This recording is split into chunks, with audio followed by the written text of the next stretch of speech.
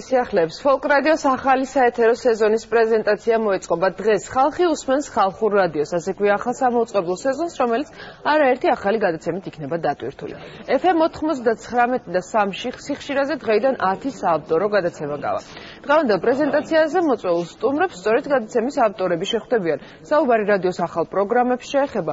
Folk Radio-s ახალი საეთერო სეზონის პრეზენტაცია დღეს ფოლკლორის სახელმწიფო ცენტრის ბაღში საღამოს 7 საათზე მოეწყობა.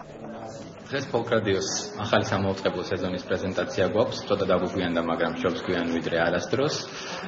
ხალხი უსმენს ხალხურ რადიოს, ასე ქვია ამ სამოუწყებლო სეზონს, რომელიც ტრადიციულად ცნობილი ადამიანების ავტორო გადაცემებით და ასევე ჩვენი ახალი წამყვანებით იქნება ეთერში.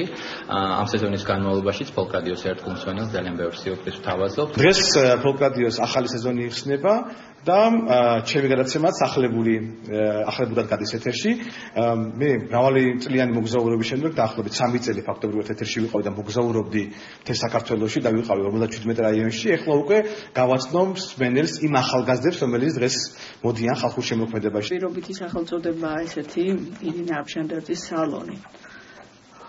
ძირითადად რამოდენიმე ეტაპისგან იქნება ეს გადაცემა შემდგარი, ანუ პირველ ნახევარში გადაცემა არა, ზოგადად რაც გვაქვს ჩაფიქრებული, პირველი 3 თვის განმავლობაში ასეთ შემოგთავაზებთ ალბათ, ეს იქნება ღვინის და წარმოებაზე საქართველოში და მეღვინეებზე.